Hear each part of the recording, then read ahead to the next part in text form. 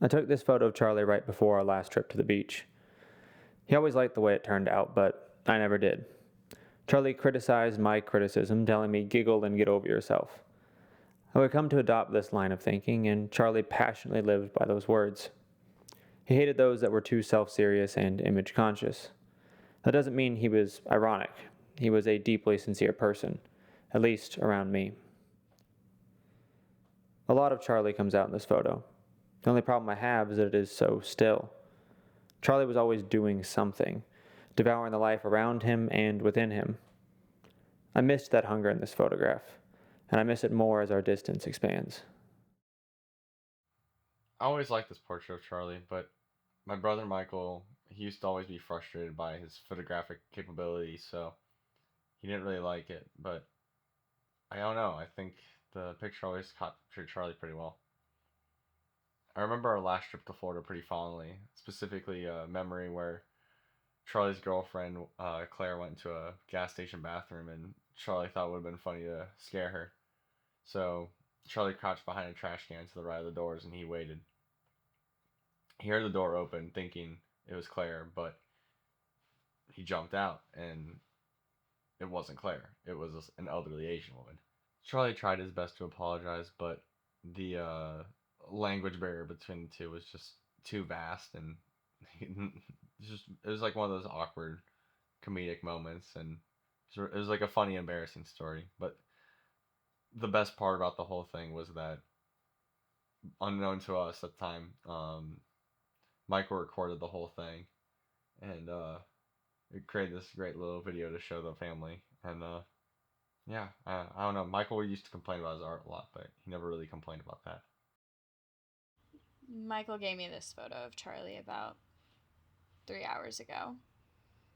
It was from the trip where we really became a real couple.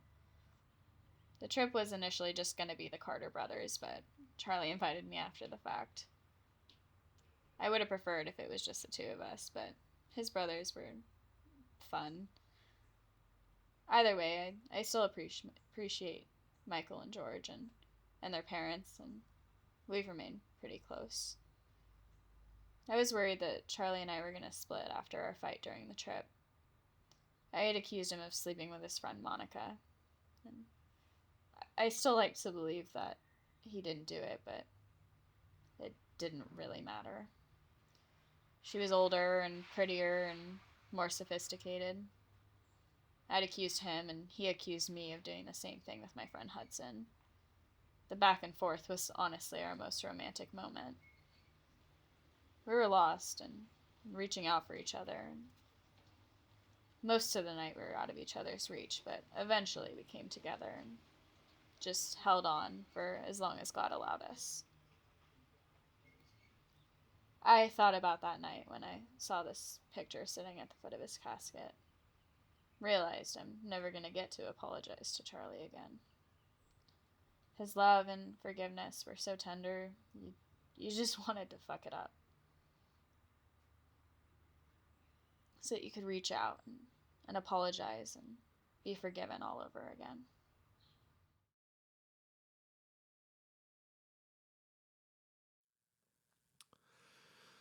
Well, this is funny. Uh, just came out of a house fire. Huge blaze. Nothing left. But I was digging around the soot, seeing what could be recovered, and I found this photo. I can't believe it stayed intact. Uh, the photo, not the house, but it's very peculiar. Now, of course, I'm a good firefighter and everything. I find a owner's belongings, I hand it straight back to the owner. But it's not every day you find a photo of someone you knew in someone else's house, especially not among the ruins. Now, this here is a photo of Charlie Carter, and it would be safe to call us elementary school best friends. Between the ages of 6 and 11, we were inseparable. My memories of Charlie are kind of vague at this point. We had last seen each other, it was a long time ago. I remember he had a hamster, and nearly died in a variety of different ways. Every year, his dad just got bigger, fatter. And we had a joke about one of our classmates. Her name,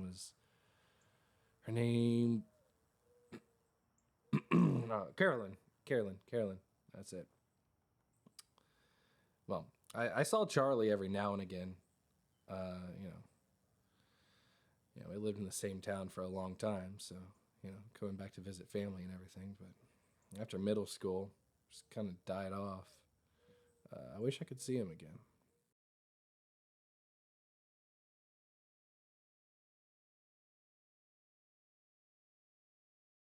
I found this while digging through Mom's things, and I have no idea who the man is here. Is he an old boyfriend? An old friend? Nobody? I'm willing to believe it's an old boyfriend because he has that nerdy hippie vibe that my mom would describe her first love as. Why is this photo the way it is? Is it forgotten, or simply held so close that it has experienced everything with her?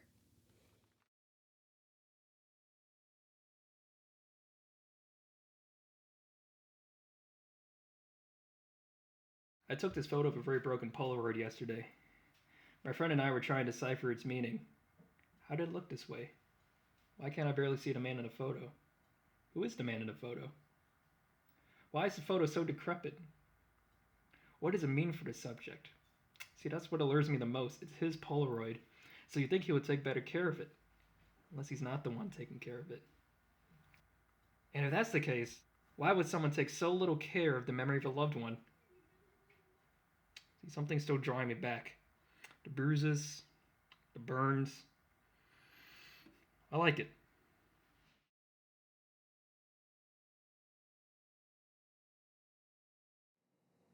I went and bought a copy of Women in Love at a yard sale, and this strange photograph fell from between the pages. I'd normally give this immediately back, but something compelled me to keep this Polaroid.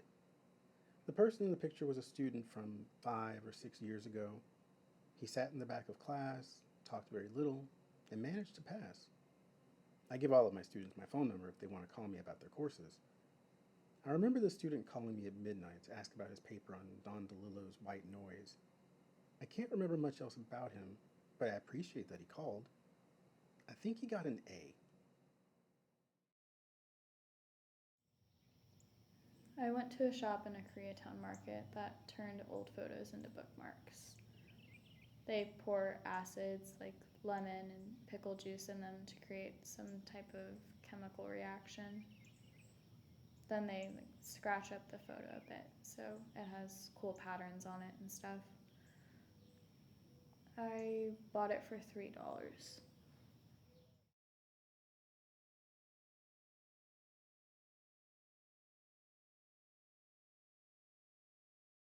My Aunt Claire gave me this as a gift for Easter, and whatever it is, she probably paid too much money for it, but I decided to make a pretty good bookmark.